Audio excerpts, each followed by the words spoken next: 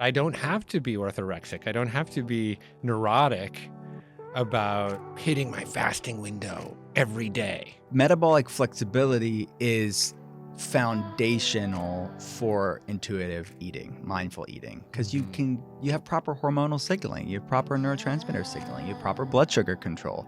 So you can have more awareness and agency on what your body loves and what your body doesn't love.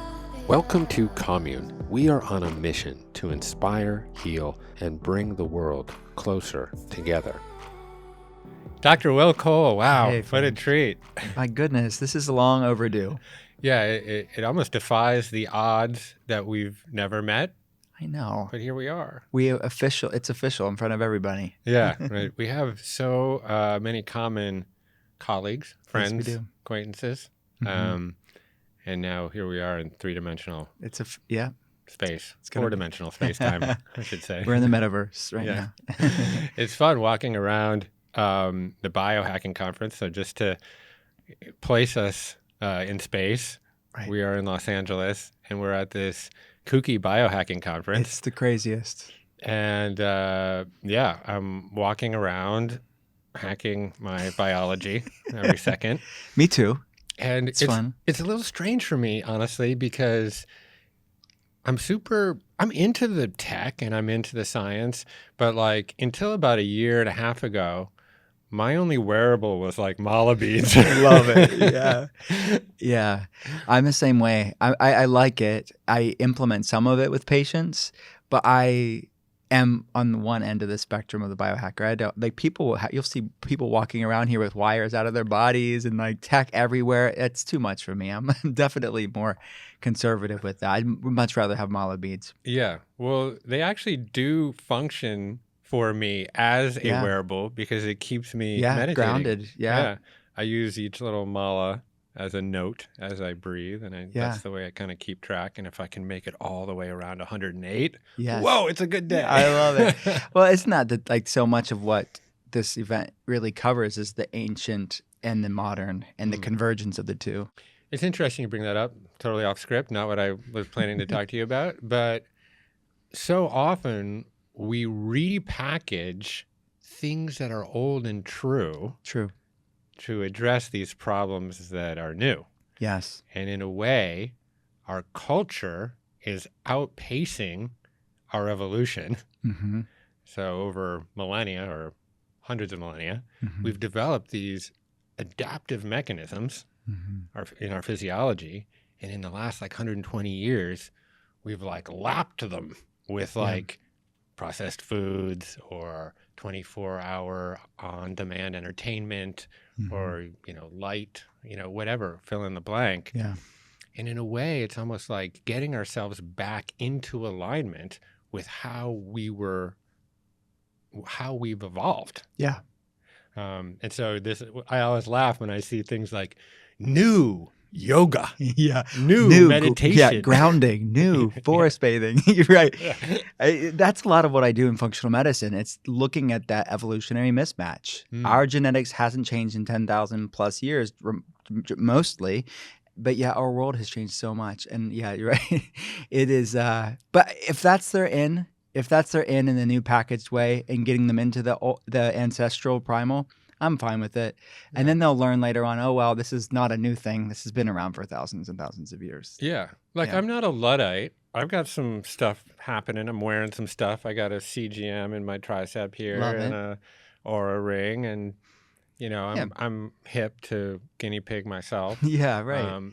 To the degree that it provides more insight into my own physiology such that I can align it with the foundational wisdom of nature and evolution. I feel like the way that I approach and I implement both of those things with patients, sleep optimization and the CGM for blood sugar regulation and metabolic flexibility, is using those, teaching patients to use those as a mindfulness tool, to not become obsessed about it. Don't become orthorexic about it. Don't use it as a source of shame or dread if you're not perfect, but it's just like checking in with your body and you can be your own N of 1 experiment in a way that's balanced and measured, and it's helpful. And then they can become intuitive, and they don't always have to have those tech things if they don't want to. They may want to, but they may want to drop them and just keep it simple, but they've learned mindfully what works for their body and what doesn't. Yeah. It's so funny you dropped a word orthorexia in there. I think that would be the diagnosis most applicable to the crowd here. It would be. Potentially. It would be. And in my talk today, I actually talked about it quite a bit because I do think it's a problem within the biohacking community with the best of intentions. But it's like, it becomes quite obsessive about things they're stressing about things that are healthy, and it's kind of counterproductive. Yeah, well, particularly about sleep, for example. Yeah. Where you can become so neurotically attached to your aura ring and the readings and your metrics from that come out on your app that it actually can inhibit getting proper sleep. Yeah, and then you're stressing about not sleeping and looking at the data and not scoring as well as you want to. Yeah, it takes a certain level. There is a certain personality, I think, people that they have the vessel to contain that information and it doesn't rattle them. But many people, they have to check themselves as to why they are doing what they're doing. Yeah. So, your work has a lot of personal relevance to me. And so grant me just like a minute to explain why. Sure. So I was convinced that I was healthy. And, I was exercising pretty regularly. I ran a company called Wanderlust, which was a yoga company. But of course, I was burning hours. And I was always exhausted. I had a good amount of brain fog unless I was highly caffeinated. I was carrying probably, 10 or 15 pounds around kind of my viscera in visceral fat, let's say. And I was convinced that I was eating a healthy diet. And then I put a CGM on, a continuous glucose monitor, like we were referring to. Yeah. And this is a wearable for those of you who aren't familiar with it. It's a little disc that you can apply into your tricep, and it connects to an app, and you can essentially check your blood glucose levels, not moment to moment, but, pretty much. Phase by phase of the day. Phase by phase. And lo and behold, I was pre-diabetic. Wow. And this isn't that long ago. Okay. I was reading my fasting glucose levels were 110 milligrams per deciliter. So not like awful, but certainly in that pre-diabetic range. But what was more startling is that my postprandial readings, I would get these huge spikes, like 180, 190, 200. Yeah. Now, of course, this doesn't put me outside of the norm, although what we consider normal, we might deem as patently abnormal. Right. Yeah. And we can talk about that. But I was like, whoa, I need to get my shit together. And so I needed to adopt some form of low glycemic diet, but I wasn't like a bacon on everything kind of guy. But that's kind of what I knew about keto. Right. So as I do with many things in life, I walked backwards into this sort of cobbled together plant-based ketogenic diet. Or no, I should say plant-focused ketogenic diet. And I combined that with an intermittent fasting protocol, and then subsequently with cold hydrotherapy and other adverse emetics, and maybe we can poke at that. But lo and behold, then I discovered your work, and I was like, what the fuck? There's someone that already codified this, and I was essentially a ketotarian. Now, your work has helped me to refine the edges of what that means, but perhaps you could illuminate people on what is a ketotarian, what inspired you to write that book, and how does that delineate between kind of more traditional keto? Sure. Thank you. And all of the books that I've written, they're born first and foremost out of my clinical experience. So that's what the book came about. Because I run a telehealth clinic. I started one of the first functional medicine telehealth centers over a decade, 12 years at this point.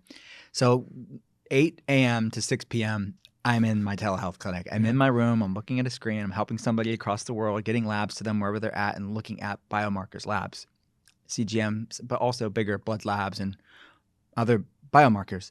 And Ketotarian was born out of seeing the conversation around keto. You know, the book came out in 2018. So think about that. And like the keto zeitgeist that was going on then. Right. It was everything. Right. So I saw the keto community really ask a lot of questions to me of like, what should I do? The pitfalls of keto and all that stuff. So I really wanted a conversation for the keto community, and I wanted a conversation for a plant-based community because I was a vegan for 10 years. And then the sort of larger spectrum of just people that wanted to eat cleaner and do it in a way that loved them back and they felt good doing it. Because, you know, and that's where Ketotarian came from. It's a plant forward, like you said, a plant centric, mostly plant-based is what the cover says, mostly plant-based ketogenic. So it's basically, there's mostly vegan keto, but vegetarian keto, and then pescatarian keto, what I call vegetarian in the book. Yeah. So fatty fish, wild-caught fish, sardines, anchovies, salmon, that type of thing. The smash stuff. Yeah, exactly. So it's just a cleaner, in my opinion, a cleaner way to go keto, but it's not strict either. It's a cyclical keto. I don't think that most people always need to be in ketosis. It's a great tool for somebody that is pre-diabetic or has metabolic syndrome or has brain fog or fatigue, has an inflammatory problem. Okay, ketosis is a wonderful tool to, I mean, what did Paracelsus call? Paracelsus was one of the founders of medicine, and he was known as the Martin Luther of medicine. He called fasting the physician within. And a ketogenic diet is a fasting mimicking way of eating. So I see it as a therapeutic tool to tap into this inner doctor, to heal, to repair, to gain metabolic flexibility, to lower inflammation levels, to support gut microbiome balance. But then long-term, from a sustainability or just an enjoyable, like flexible side of things, increase clean carbs. There's nothing wrong with that. So it is it's a tool within the toolbox, and that's what I wanted to get across with that book. Cool. So there was a lot of terms in there that I think we could provide some definitional scaffolding around just for folks, because I think once people actually understand a lot of the terminology, and then they can understand the mechanisms, and then once you understand the mechanisms of your vehicle, it becomes so much easier to adopt the protocols. Because I kind of had a vague sense of a lot of stuff, and then I was like, oh, what is happening within my physiology? Oh, yeah, your pancreas is secreting insulin sometimes, but then there's a counterpart to that that's called glucagon, and that's, sending another signal to your liver to, do this or that. So once you, I think, start to understand some of this terminology and some of the mechanism, it's really helpful.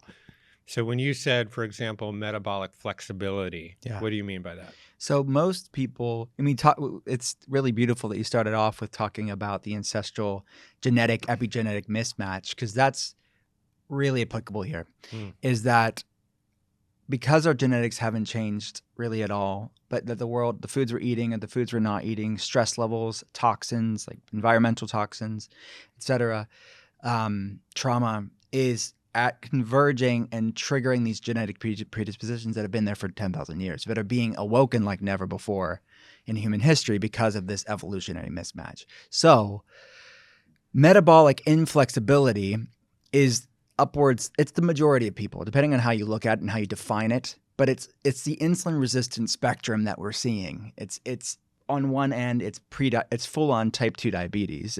They're diagnosed with type 2 diabetes. Then a little bit before that, it's prediabetes, then it's metabolic syndrome. Then it's the fatigue, hangriness, cravings, trouble losing weight, et cetera. That's the insulin resistant inflammation spectrum. So metabolic inflexibility or metabolic rigidity is the blood sugar being very imbalanced, dysregulated. So CGMs can be one way for us to look at that throughout the day. And like you said, that postprandial, after you eat, what's your blood sugar regulation there? What's your blood sugar levels throughout the day?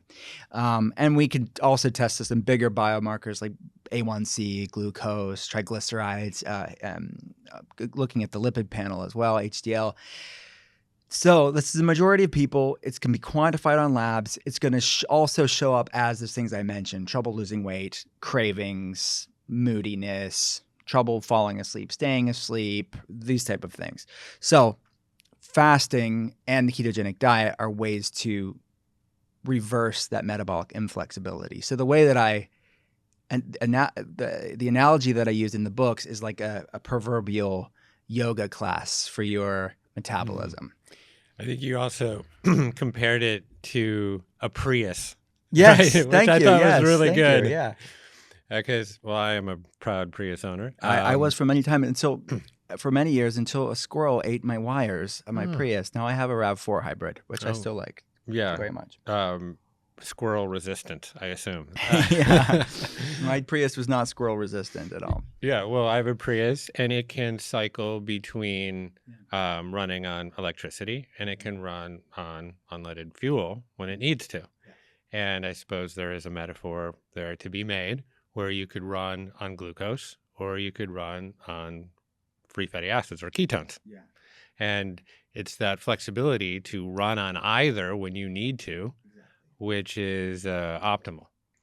Where I find where I am now, kind of a year and a half into really like upgrading my vehicle here, is that I don't have to be orthorexic. I don't have to be neurotic about, hitting my fasting window every day or whatever. If I'm at a birthday party and I can cheat around the edges every once in a while because I've started to unwind the progressive march of insulin resistance. Mm-hmm.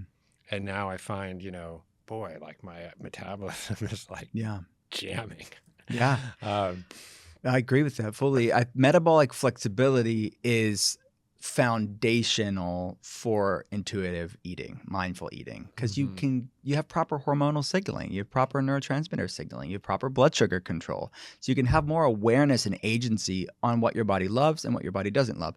When you're in the throes of metabolic inflexibility, that blood sugar roller coaster, which most people find themselves on in varying degrees, there's a lot of disillusionment because they don't know what's working for them and what's not, and they're just bound by these insatiable cravings and hangriness. Yeah. Keto is typically characterized by a macronutrient ratio, and maybe you could talk about what that is. Yeah. And without pulling back the curtain there too much, carbs have been largely villainized within the world of keto. Yeah. But we also don't want to throw the baby out with the bathwater, right? Yeah. So pull on that for a second. Yeah, for sure. So that's definitely something that in 2 of my 3 books that are out now, Ketotarian and Intuitive Fasting, those are conversations around this topic of macronutrients, fasting, metabolic flexibility. How do we use these tools to improve our metabolism and our brain and our immune system, basically? So the ketogenic diet is defined as a higher fat, moderate protein, lower carbohydrate diet. That is what is fasting mimicking if you look at the research of that. If you go to high protein, technically speaking, you're going to impact something called mTOR, which is the mammalian or mechanistic target of rapamycin. It's a pathway that's pro-accelerated growth, basically. So a lot of the longevity benefits that researchers are looking at as far as the ketogenic diet involves mTOR being lower cyclically, not always, to get some of the longevity, autophagy, cellular recycling, anti-accelerated aging pathways. So there's a lot of ways to do the ketogenic diet. And what we would call the dirty keto is just anything as long as it's keto. It's lots of bacon and butter and processed junk, a lot of artificial sweeteners, right? Because they're low carb and keto. And look, can you see benefits from that? Yeah, because you're off a lot of carbs. You're off of a lot of junk, refined, processed sugar. You're going to see relative improvements there. But there's this keto honeymoon that a lot of people find themselves. It's not sustainable. It has some long-term impacts of just not eating nutrient-dense, clean foods and lacking plant fibers. So one of the potential pitfalls of the conventional ketogenic diet is becoming orthorexic and neurotic about plant foods, because fiber, it's by its very definition a type of carb. Right. So then they become very fearful of oh my gosh, anything that could potentially lower my ketones, it's bad. And the name of the game is always higher ketones, more in ketosis, but it's a lot more nuanced than that. And your fiber should not be villainized. And whole food in the context of what we're talking about, like fruits and vegetables, should not be feared. And it's very destructive, I think, for the average person that's doing the ketogenic diet that way. Mm-hmm. So what I really wanted to educate people in both intuitive fasting and ketotarian, and my patients first and foremost, is that you can have these foods, and fiber is actually really good for blood sugar regulation. It's great for satiety. It's good for your microbiome, which is great for your metabolism. So yeah, it is not all carbs, quote unquote, they don't behave the same in your body. Yeah. Like Skittles and black beans are both carbs. Yes, right. Very different in terms of their knock-on impacts. Exactly. Right? One has fiber that's going to balance everything, and one does not. Right. They should make a fiber-rich Skittles. Maybe that'll be a thing. Just kidding. I think I was reading some data that that said Skittles is the number one blood spiker or blood sugar spiker out there, which is not surprising, really. No.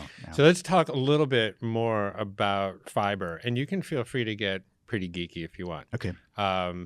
Because this was a big part of my journey to repair my gut. Mm-hmm. So can you talk about fiber and its relationship to our good gut bugs? Sure. Yeah. So our microbiome, I'm sure that most of your listeners know that, but we're depending on the study that you look at, we have about 100 trillion bacteria in our gut and about 10 trillion human cells. So we're all about 10 times more bacteria than human. And it's just the way that we are. Don't take it personally, people. We're all sort of sophisticated hosts for the microbiome, this gut garden, this microbiome metropolis. It is the foundation of our health. It's 75% of the immune system. The microbiome is needed for converting the thyroid hormone. 20% of the thyroid hormone is converted in the gut. It is a major role. It's 95% of serotonin, 50% of dopamine is all made in the gut. And this is why Hippocrates said all disease begins in the gut, like everybody knows, right? He didn't have randomized control trials. He just saw it somehow. He intuited it, and he knew. And now research is catching up with poor old Hippocrates and Paracelsus and all these amazing, brilliant founders of modern medicine. And so fiber is the food that influences our microbiome. We are what our microbiome eats in many ways. And the foods we eat influences this gut garden. And the fiber is an essential food that promotes bacterial diversity. And a lot of studies are looking at the more diverse of the beneficial bacteria our microbiome is within the large intestine is associated with longer, healthier life with lower disease. So that's something that obviously everybody wants. And the more diverse our fiber intake is for the average person, the more diverse our microbiome is going to be. So it is, and then the bacteria consume this fiber, and then they make something called short-chain fatty acids like butyrate, which butyrate is biochemically related to beta-hydroxybutyrate, which is the ketone that your liver is making in ketosis. So the fiber is a great way to actually produce these beneficial things for our metabolism and for our health overall, our brain health and inflammation levels. So it is a low fiber diet long term is not advantageous for the average person. Yeah. Protect the liver, feed the gut. That's what Robert Lustig taught me. I love that. I want to poke at fiber a little bit longer because you mentioned short chain fatty acids, the champion of whom is or the most coronated or celebrated is butyrate. For sure. And butyrate helps to maintain the integrity of those tight junctions in your gut wall, the epithelium, essentially. What happens when those tight junctures begin to degrade? Yes. So we need proper short chain fatty acids for the integrity of the gut lining. And when there's a loss of that, we can measure this on labs as well. For patients, we measure via stool test and blood test. You can measure immune activity against something called zonulin, which is the protein that governs your gut lining permeability. So think of zonulin like the the first letter in the word Z, like a zipper. I think of it as like this sort of, It's a good mnemonic. yeah, right, in my mind, my weird mind. So things are passing through the gut that should not be able to pass through the gut, namely undigested food proteins, i.e. triggering food sensitivities, food reactivities, and lipopolysaccharides, which are bacterial toxins on gram-negative bacteria specifically. And that's also something you can quantify on labs. Now, some of these bacterial overgrowths, because of environmental toxins and the foods that people are eating, lots of those Skittles, fiberless Skittles, that's feeding bacterial overgrowth, which will further degrade the integrity of the gut lining, which once things are breaching the gut lining and into the bloodstream, that can create a cascade of inflammation because then the immune system sees undigested food proteins and bacterial toxins in the bloodstream, and your immune system wants to protect you. So it starts tagging those foreign invaders in the bloodstream with antibodies, and then there's a seminal event that happens in some people called molecular mimicry. It's sort of the case of mistaken identity when the immune system sees the things, attacks it, and then it cross-reacts against the thyroid or the brain tissue. And that's why we're seeing so many people, sadly, with autoimmunity. It's because the loss of integrity of this gut garden. And that's a massive problem, and something that the flip side of that is it's something that we have agency over. We can have a lot of governance over healing our bodies. Yeah. Oftentimes it's talked about we need to bolster our immune systems, which is said with the best intentions, really. But in a way, we have actually over-agitated or hyperactive immune systems for the very reason that you just outlined, which is essentially our immune system is triggered and it has a inflammatory response chronically. Right. You're absolutely right. And you're right. It's said with the best of intentions. It's actually the way that the better wording would be a dysregulated immune system or a hypervigilant immune system. Most people actually will tell me, I never get sick. When I tell them, oh, there's inflammation in your immune system, there's leaky gut syndrome, it's impacting your immune system, they'll say, well, I never get sick. Well, yeah, it's because your immune system's hypervigilant, really. You're able to that's the benefit of it. But always being on hyperdrive isn't good. It's not sustainable for you. No, we saw a lot of these cytokine storms, for example, which were associated with COVID or the more serious contractions of COVID. And for me, that kind of set off alarm bells. I'm like, oh my God, well, people are just, their immune systems are hyper agitated.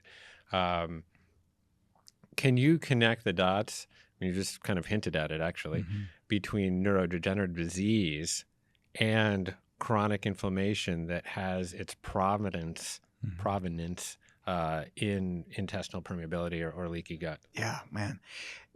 As I mentioned earlier, that 95% of serotonin's in your gut, 50% of dopamine's made in your gut, stored in your gut. It's your second brain. It's the seat of your mind and your soul, your gut.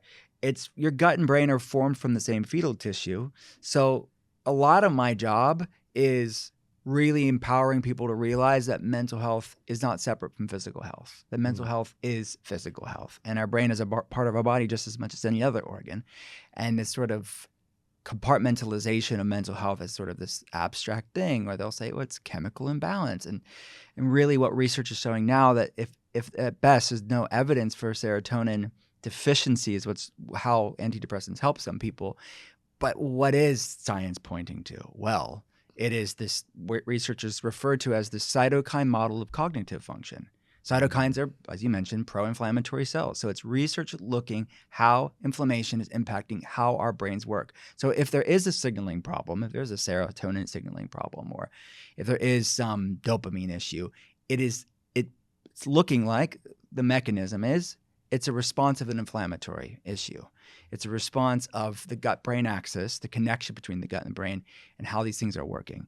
So the microbiome, all these trillions of bacteria, influences not just hormones as I mentioned, which impacts your mood, certainly, like thyroid hormones, for example, but it also impacts actual neurotransmitter production and the balance of the neurotransmitters. So your gut modulates your mood. Your second brain influences your first brain. So oftentimes to understand somebody's neurological symptoms, whether it is anxiety, depression, brain fog, fatigue, or like you mentioned, neurodegenerative problems like dementia, brain fog, more progressed brain fog, word recall, name recall issues, Alzheimer's.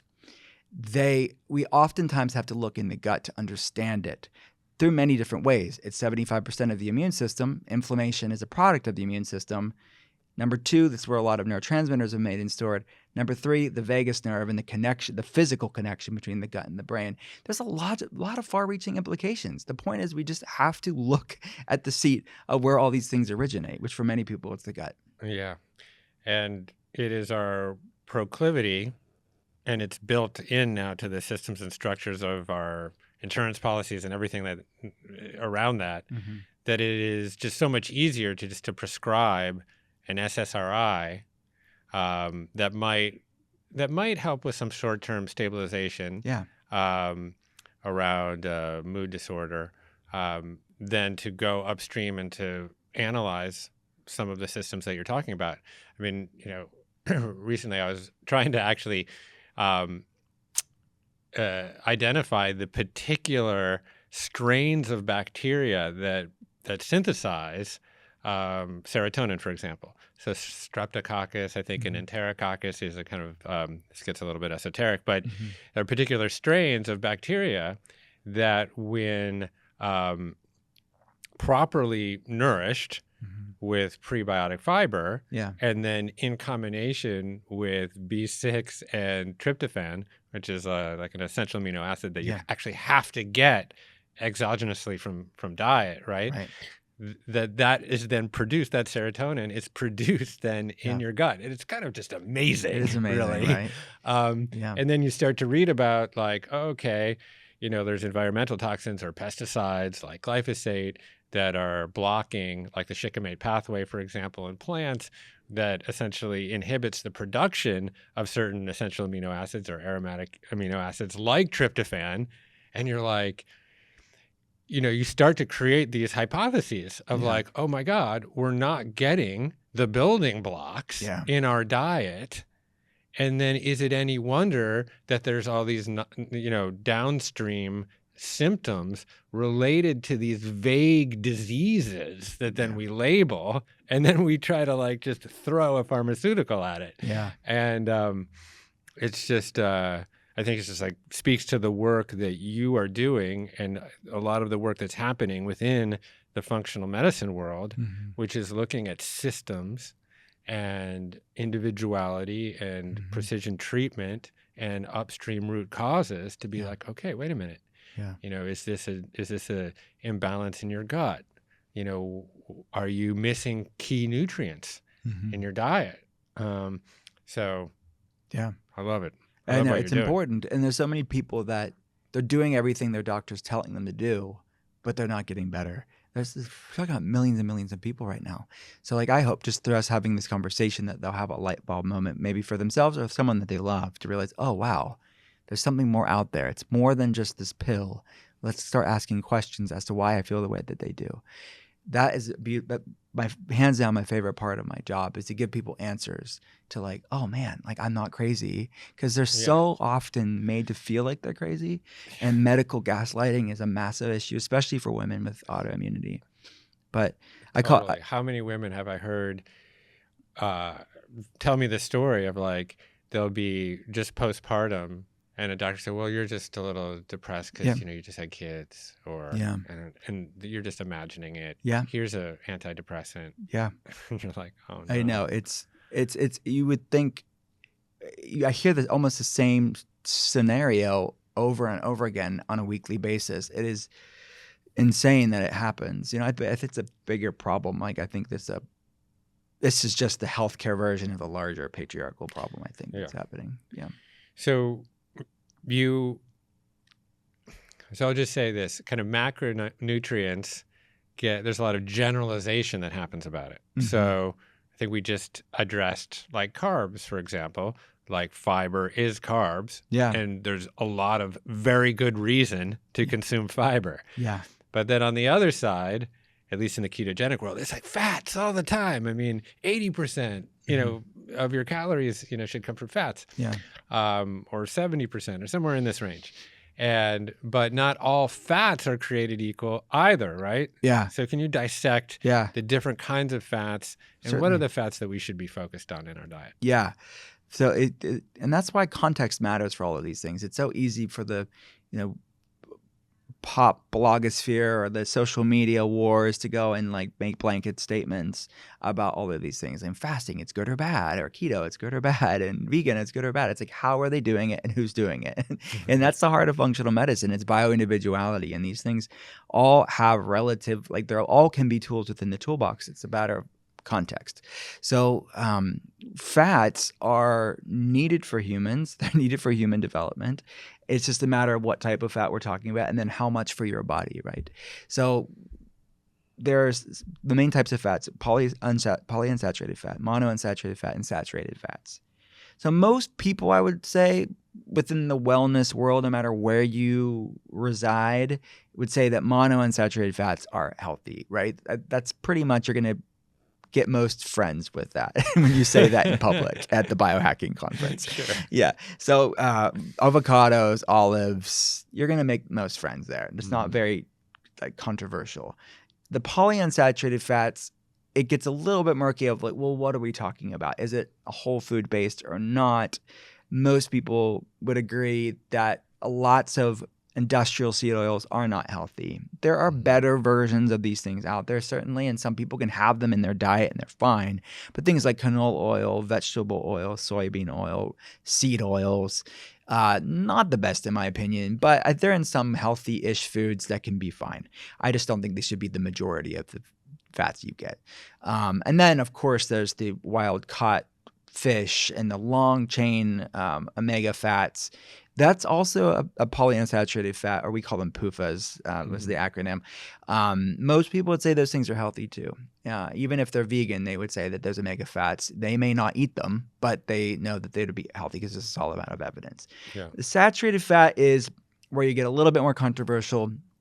And in my opinion, there's a lot of bioindividuality there. Some people should be having less of that. Some people can be having lots of it and be completely fine. So there's genetic variants that we look at. We look at things like the ApoE gene variant, the ApoA gene variant, that they may be slower shuttlers of saturated fats. But honestly, for the average person, if they're not having refined carbohydrates, they're having a diverse types of fats from whole foods, they're going to be great. And it's just a matter of how much fat is right for them. Because some people, like the people that want to go keto or low carb, they will overdo it on the fats, right? And then their gallbladder and their liver and their gut's like not used to having that at all. And they can have digestive distress. So does that mean fats are bad? No, it's just they need to find the level that works for their body. And if they're having looser stools or upset stomach or nausea, that's too much fat for them at this point in their journey. So just scale it back a bit. So good fats, just to summarize, the good fats would be wild-caught fish, nuts and seeds soaked. Too many nuts and seeds for some people with digestive problems are a problem. Right. So look for other sources if you have digestive distress other than nuts and seeds. But I do well on most nuts and seeds. Grass-fed beef, eggs, pasture-raised eggs, coconut cream, I mentioned olive oil. Yeah, these are all good fats to consider. Got it.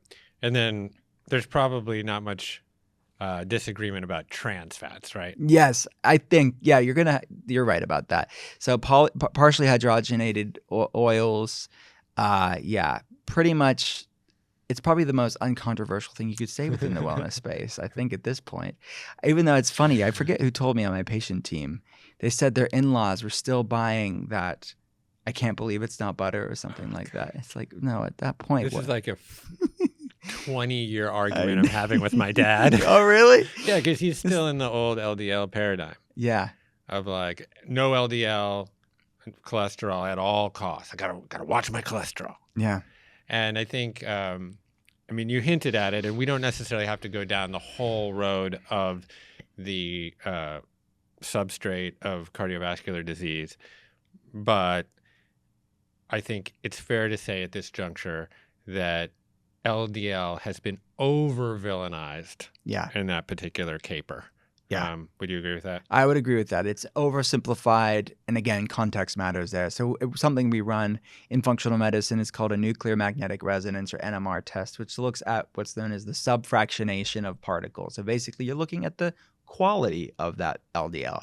Is it small dense LDL particles? Those are like little inflamed, oxidized, rusted BB bullets that can potentially cause problems. But you could have really low cholesterol, total cholesterol, but really high small dense LDL particles. Right. And that is not good. So, and you can have really high cholesterol within reason, like 250, 275, but have amazing high HDL, good cholesterol, Right. low small dense LDL particles, because your body's producing these fluffy, buoyant, protective, cardioprotective LDL particles. That's like cotton balls, not BB bullets, which are very protective. The LDL, the bad cholesterol, quote unquote, is in many ways behaving like good cholesterol. Mm-hmm. So it's the inflammation that can damage the particles of cholesterol. That's the problem. Got it. So it's really when LDL becomes oxidized Yes. in the arterial walls, and then these macrophages come along and it forms these foams, and then Yeah, you get exactly. into You trouble. know Yeah. what's up. But I know what's up, but I'm still in this argument with my dad. Okay, who's your dad? Does he need me to call him up? I was like, listen, Dad, if there's any podcast episode that you're going to listen to, it's this one, okay? Well, sometimes it's the messenger, not the message, when it's your kid or your family member. Oh, my God. So I'll call him up if you need me to. Tell me about it. Well, really, actually, I need you to call my daughter, but that's another thing. You're going to be busy. So, yeah, I think that... now I'm thinking about my dad. Right. Poor guy. We'll call him up. We'll do an intake right on the podcast. Yeah. Well, he's just recovering from colon cancer. Oh, man. Yeah. So, and I have to go get my colonoscopy. Actually, this is a very good question. And you're here. Yeah. And this is like free advice. Yeah, that's right. So one of the things that I've been concerned about with getting a colonoscopy is the impact that it might have on my gut bacteria that I've worked so hard to create this kind of beautiful, diverse garden there. Do you have any particular thoughts around, I'm 51, so it's time. Yeah. Should I get one? Absolutely. I think that when it's appropriate to get these imaging studies and get a baseline and understand what's going on, I have never seen anybody wreck their gut health significantly with the colonoscopy. Yeah. So I think the benefits way outweigh any drawbacks. Obviously, there's procedures for prepping for these things, and that can impact your microbiome, certainly. But I would rather someone get a baseline, catch things early, be proactive with their health. And then this is one snapshot in time. They're doing so many, in your case, doing so many other great things for your health that, no, it's negligible. In the scheme of life, it's negligible, and it has way more good than bad. Cool. So it's not like taking a year's worth of broad spectrum antibiotics. Yes. No. Yeah. I don't see any setbacks. And I see very sensitive patients that are reactive to just about any procedure you can think of. And no, it's pretty innocuous for people. Yeah. Do you follow any sort of intermittent fasting protocol? Yes, sir. I do. But I do it intuitively. And that's honestly the subject of my most recent book. It came out last year, and it's a continuation of the conversation I had in Ketotarian. So it is a cyclical, flexible, intermittent fasting window. So that yoga analogy of, if somebody has a tight metabolism, right? They're metabolically inflexible. It's like tight hamstrings, and you've never done yoga, and you show up to the yoga class and you think, oh, yoga's not for me. It's for somebody else. But it's not yoga. It's your tight hamstrings fault. So we want to stretch and expand and contract, vacillate our metabolism through intermittent fasting and clean carb cycling, because ketogenic is fasting mimicking. So through this, but I don't even think about it at this point. And I want people to have an intuitive nature. Show up for yourself intuitively, eat mindfully.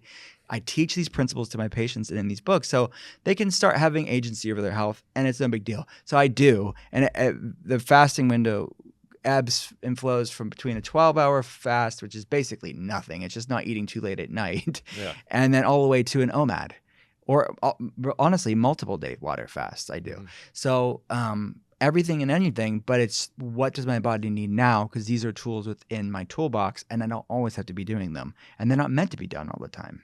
Yeah. I try to take my last bite about 3 hours before I go to sleep. That's perfect. Yeah. So I'm entering sleep in a more or less fasted state. And then I'm getting to avail myself of the great benefit of sleeping Yes, and being in a fasted state. absolutely. So fasting can obviously get you into ketosis, but there are other positive benefits to fasting.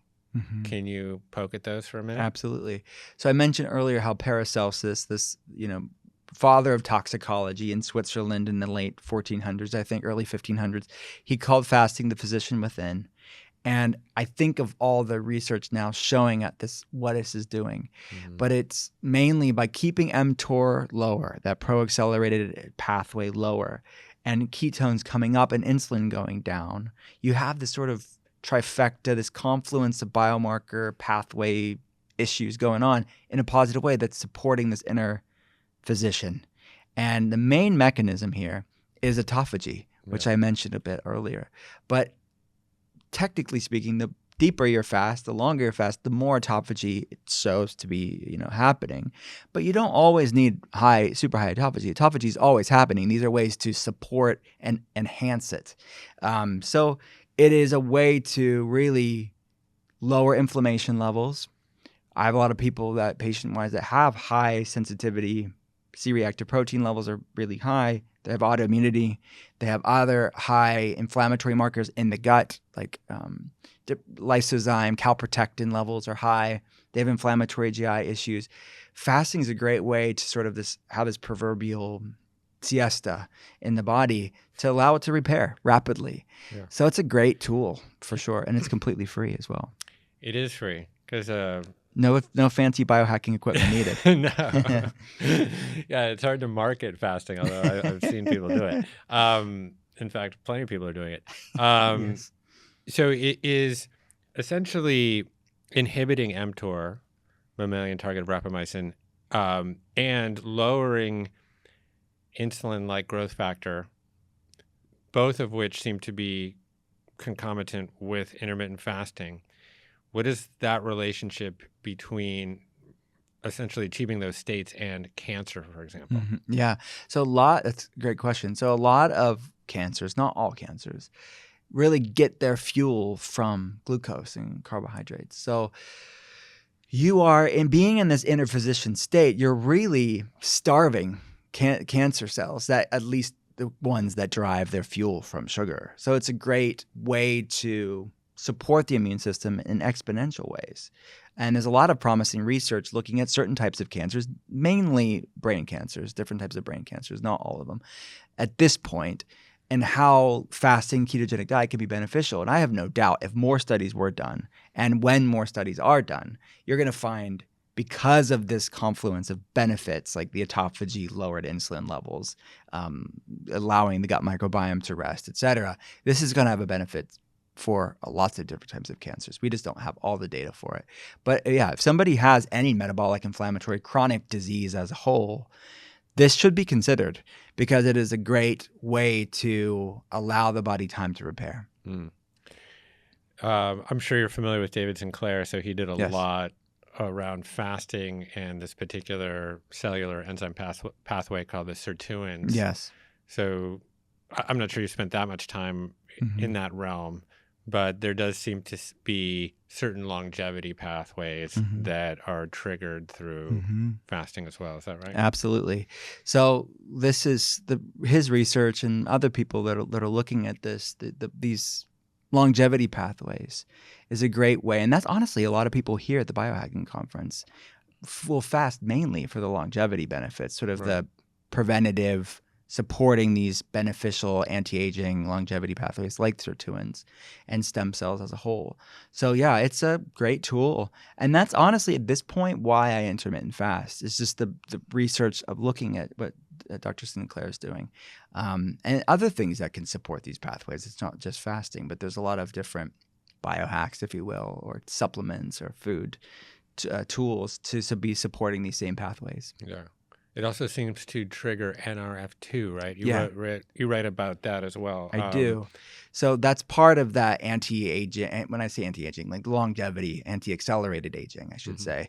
NRF2 is a pro-antioxidant pathway. So a lot of the research around it being beneficial for inflammatory problems, which that accelerates aging and oxidation, has to do with the modulation, the benefits of its positive impact on the NRF2 pathway, and and decreasing the NF-kappa B and the COX-2 pathway, these pro-inflammatory, the NLRP3 inflammasome pathway. So there's a lot of very interesting studies of how it's, I mean, the take-home beyond these wonky acronyms that we like to say in the research community, it's just modulating your immune system in a positive way. Yeah.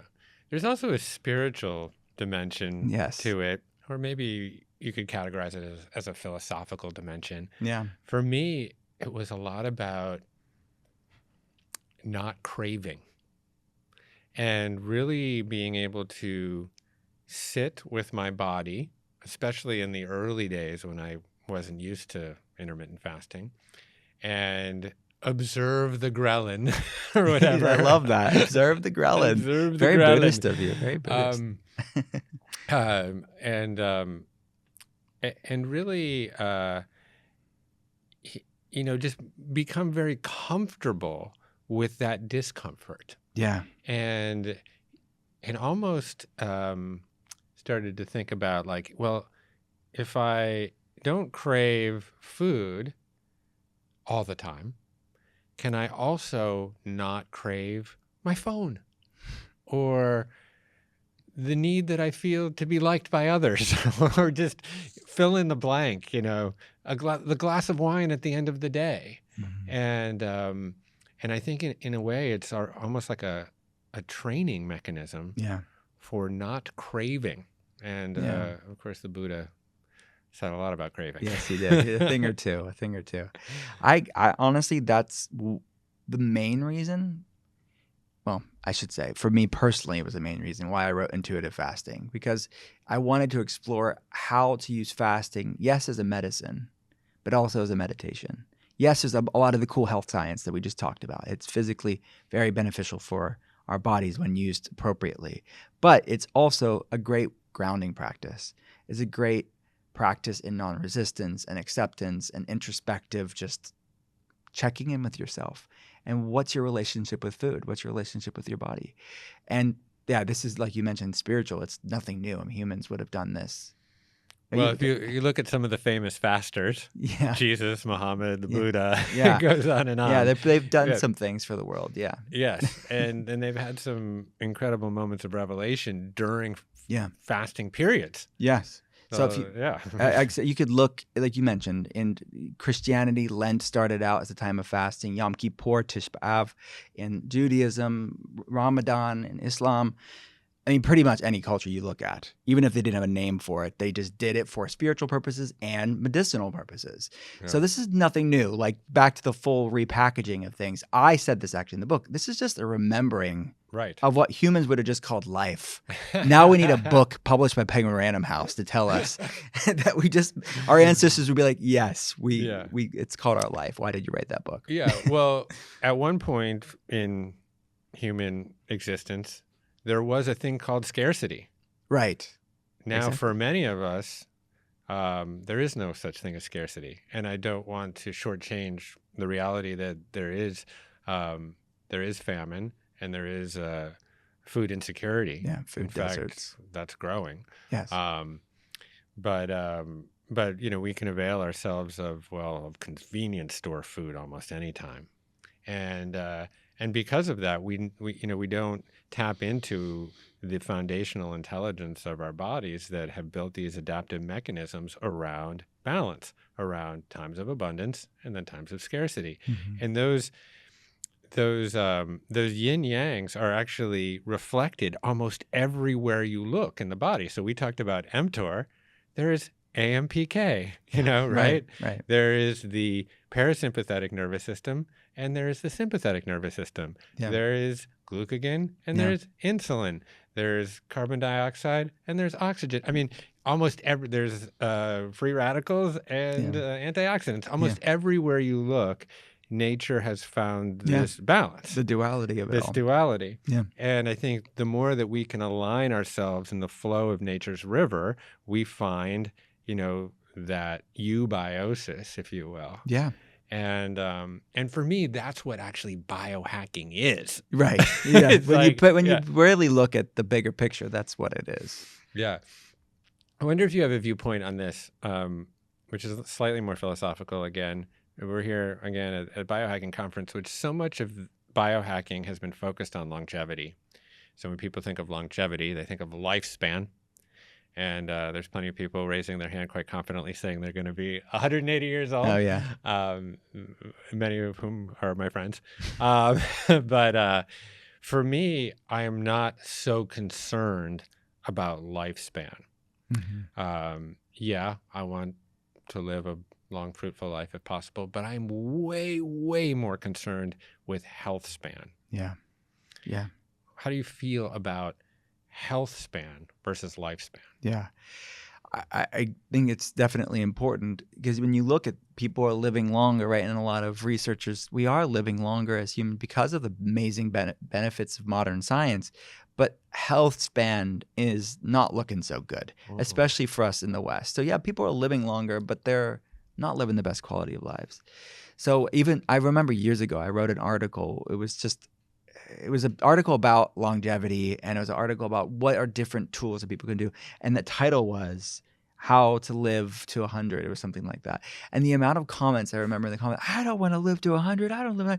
Yeah, all these people, because they see the average older person out there and like, I don't want that.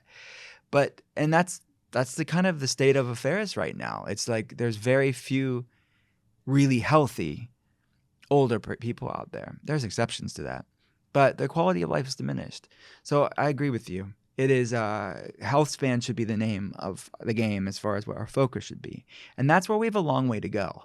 And because, yeah, we're extending lifespan, but we don't have modern medicine doesn't really have a conversation on health span.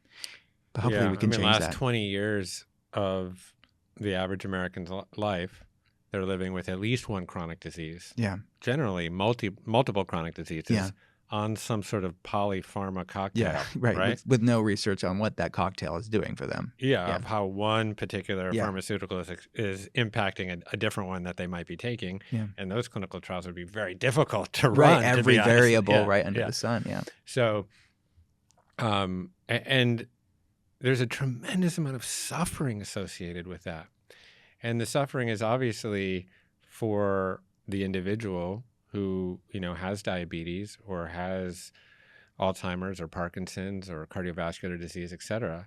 But it's also a tremendous amount of suffering for the family of that person or friends or caretakers.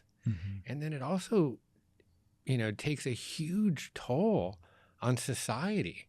And, this is obviously about human suffering, but the economic toll is staggering. Yeah. We're talking about $4 trillion annual sick care expenditures. Yeah. And if you start to play that out 5-10 years, I mean, we're talking like $10-20 trillion. Yeah. And so in a way, it's not, I think, longevity and biohacking conference and stuff, a lot of it gets conflated with like this kind of like Silicon Valley male chest pumping, chest pounding hero that's going to be immortal. But for me, I think this world has a lot more utility around actually health span, lengthening health span. So when you're 85 or 90, maybe, you were sick for the last couple of weeks, but you're pretty much just kicking off, you know? Yeah, exactly. And that's a life that I'd much prefer to live. Yeah, you're absolutely right. I mean, if people just did a fraction of what we've talked about in this episode or what people are learning about this biohacking conference, the amount I think about that, the societal economic impact of that, it is bankrupting the West. Every Western country you can think of that's dealing with this burden of disease. And I mean, I think the statistic is the United States spends on healthcare more than the next 10 top spending countries combined. Right. Yet we have the most disease and the shortest health span and lifespan of all industrialized nations. So it'd be one thing if we were spending all these trillions of dollars, I think, and then saving lives. But I don't think you can look at those statistics and say we're really doing well as far as chronic disease care. And so much of it is food. So much of his food. Yeah. And people just started there. That would save trillions of dollars. And then beyond the economic, political side of it, it is going to save your quality of life. So on a micro and macro level, it is hugely important. But we have family members that don't want to listen to us. Dang it. That is true. But we're doing it. Yeah. I mean, so not everyone can avail themselves of Dr. Will Cole every day, day in and day out. But how would you advise people to become agents or CEOs, if you will, of their own healthcare? Are there ways that people can go out and order their own tests, and are there different kinds of tools that people then can use to analyze those results? I mean, how would you advise people if someone was trying to get to the bottom, let's say, of some sort of vague autoimmunity? What would you counsel? Yeah, it depends on where they're at in their journey. I think if they haven't done anything, or if they're newer in their journey, I should say, and asking these questions and maybe newer symptoms, and they're curious about this stuff, I think podcasts are a great resource to learn different things about your body. Obviously, conversations like this. I talk about this on my podcast as well. So people want to learn about things they can do in their life. I think books are another great resource because they're lower cost. Looking at an elimination diet, or looking at fasting, or looking at the ketotarian way of eating, and different tools within your toolbox. That can be great to modulate the body in a positive way. When you start, as far as our telehealth clinic, we have sort of different ways that we can be there for you. As we have a group telehealth care that makes it more accessible, more affordable to more people, but still I'm involved with it. I have weekly group calls with them. They still have their own health coach. And we're providing this in a more democratic way for people. So there's that option. And then there is what we usually do, like our main clinic that we've done for 12 years, is more of a concierge telehealth. Or I have one-on-one visits with them. We're running labs and a little bit more in depth. So there is different options within the telehealth that we're trying to give people choice in their functional medicine experience. But then beyond us, there's a lot of direct-to-consumer labs out there that I really love. I think they're really smart. They're providing data for people that maybe don't have access to a functional medicine doctor, or maybe aren't ready to lean into that either. Maybe they just want to do it on their own and learn about their body. So there's a few. I don't have any affiliation with them. One's called Base. I actually had her on the podcast, Lola Priego, and she I think the lowest one is like $60, $70, something like that. But you can it won't be as comprehensive as we run, but it's still a good baseline on what are my biomarkers. And then a lot of these direct-to-consumer labs will give you like it's included in the price. You'll get like a visit or two with like a consultation with one of their specialists, which I think is great.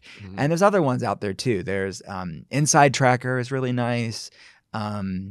Base Inside Tracker, and then these are basically blood panels. You go to blood a lab, panels, and there's a phlebotomist that takes some vials of blood. But you don't need a doctor, so you just order it online, get the results, and maybe some of them will include like a consultation with one of their specialists. But blood. I think they have urine and saliva too in those, and there's many other ones. Viome. I'm thinking like several ones. I love that part of it because even if people aren't ready for a functional medicine doctor, I like even when they are ready for one, I can go over that lab data on a visit, and they've already kind of done the beginning work for me anyway, so I can kind of give them some insight. Right. Yeah, that's great. If you were to recommend or rewind, if you have a client that clearly has metabolic syndrome, what are the key tests that you are looking at, or the key metrics that you're looking at? Sure. So number one would be fasting glucose, which you technically, if you run a CGM, if you get your own CGM, and we, like levels, but there's other ones out there too, that you can track your blood sugar throughout the day and kind of see which foods are working for you, what's your blood sugar balance throughout the day. But bigger tests that I would run, which are honestly, most of the ones I'm about to say, actually all of them pretty much, are going to be ones that your traditional doctor can run. Yeah. So many people, and this would be the second piece of advice, ask your doctor to run these. Say it in a nice way. Yeah. Ask nicely. But if you have a decent relationship with your doctor, I don't think any of these tests are very excessive. A blood sugar, fasting glucose, we want it under 90. That's the optimal zone. We want triglycerides or circulating fat to be under 100. We want HDL or good cholesterol to be above 60. We want, if you can get a little bit, if you don't get too selfish here, but I would love to get a high sensitivity C-reactive protein to be under 1. I want homocysteine, another inflammatory marker, to be under 7. And then, look, if this is a conventional test, it's just a matter if your doctor would run it or not. We can run it for you. But that NMR panel, I think, is very insightful to look at that small, dense LDL particles. That's a good starting point. Some inflammation markers and some metabolic markers. Pretty solid to get your baseline, and then you can compare and contrast it over time. And that's what we do for patients. We get super geeky, and I think that's one of our our top patient base, professional, I find fascinating. For 12 years, I've seen so many teachers, nurses, and engineers as patients because they all have a common love of spreadsheets, Excel spreadsheets. Like, get my grade looking good, the teacher says, or I want to look and get to the root cause, the engineer says. And I love it. And just fellow nerds just trying to optimize their health. Totally. Yeah, I run these blood panels like once every 2 months, more or less. And then I can just open my app and say, okay, I've made some progress there. Or look, that seems to be an area where I continue to need to improve, and maybe I have to adjust a protocol or two, et cetera. I mean, really, this is, potentially becoming a tired metaphor, but you would never drive your car without a dashboard. True. Ever. You need to know how much gas you have in the tank or tire pressure, oil pressure, any one of those metrics. Or if the engine light is on, you'd take it into the shop, right? Well, essentially what we're just saying is that this kind of testing is your dashboard into your own vehicle. Wouldn't you want to know that? I know it. I know it. And so many people are divorced from their bodies, right? They are depending on a system that they were born into for their health, right? Right. And I think it's lessening. It used to be this white coat, our grandparents, great-grandparents, they was if a doctor said it was gospel. Now I feel like more and more people are waking up. It's still a problem. They need to realize they are their governance of their health, not some system beyond them. Right. It's moved from white coat to blue sweater. Yeah. See, if my doctor wore this, I wouldn't mind going to the doctor. The white coat, there's literally white coat syndrome. Yes, right. It'll impact your numbers. Yeah. Funny story with this, not important, but I, for the first time ever, went and shopped at LL Bean, and I'm I'm a proper old man now, and I'm shopping at LL Bean, but hey. Yeah, well, you're a lovable old grandfather. Now you got to grow your beard Lao Tzu, really long. It's comfortable, but hey. Yeah, I want to just let you talk just briefly and drop some popcorn about the book that's coming out next year in 2023. Yeah. And we'll do a proper conversation if you'll ever come back. Of course, I'd be honored on that book. But I have it here, so I just want to get the title right. It's called Gut Feelings, right? Yeah. Healing the shame-fueled relationship between what you eat and how you feel. And you've coined a term that is shameflammation, which I thought is an interesting term. Yeah. So can you divulge just a little bit? Oh, for sure. Because I'm sure it's more fresh in your mind. It is. I'm still I'm doing the final edits right now, but it's done. The book's done. But I am, out of all the books as a writer, this is my favorite book to write because it's something that was on my heart for a while. And then how this works with there's so many moving parts with publishing and things. The publisher has to they have to understand why you're writing it, and they have to get it, and you have to get them all on board. And it was the timing thing, right? Intuitive fasting came out. I knew that what I wanted my next book to be about, but it's about something that I touched upon earlier in the conversation, actually, that mental health is not separate from physical health. It is physical health. And really understanding the title Gut Feelings, this bi-directional relationship between mental health and physical health, how our thoughts and emotions, stress, shame, trauma, and even intergenerational trauma, how that impacts physical health. But then conversely, how do underlying gut problems that we've talked about, how does inflammation, how do hormonal imbalances, how do chronic infections like mold toxins, how does that impact our mood? and anxiety and depression and fatigue and brain fog. So that's what gut feelings is about. We explore gut, we explore feelings. We talk a lot about both sides, like what are the tools within each toolbox that I've seen really work for people to, again, democratize this information, hopefully, because it is, a lot of these things are accessible, affordable, most of them free, and people just knew what to do. So I don't know if you know her, Nicole LePera, Dr. Nicole LePera. Yeah, she wrote the foreword, right? She wrote the foreword of the book, The Holistic Psychologist. Yeah, she's great. Yeah, she's brilliant. So I was honored to have her part of this book, and just realizing what I do in functional medicine. I'm sort of like a quarterback in many ways with these different spaces of health, that it should not be either or. It can be both and integrate all of these tools. Yeah, I can't wait to read this book. My friend Gabor Mate is coming to stay with me for the next 4 days. That's brilliant. He's a legend. I know. And so he's coming at it more from the psychosocial point of view, but he is a physician. So there's a bio component there. And then I have my friend Kara Fitzgerald, who is a doctor who's talking about more specifically about how genes are methylated in response to particular kind of trauma-inducing events. Yeah. And then Sarah Gottfried's embarking on this project around trauma right now. Yes. And I just think like this is right in the bullseye right now. Yeah. Because we're seeing these cresting rates of depression and addiction and mental illness, and these things are not separated from our gut, from our other physiological systems, from what we're eating, and there's so much to figure out. Yeah, I know. It's so much. It's funny that Dr. Sarah Gottfried, her and I were talking when our last books were out, and we both said, like, we're talking about writing this book, and we were both in the same wavelength. I think as clinicians, especially people that see patients, you see the need for it. It's sort of, we're part of the collective, I think, consciousness of what people need to hear.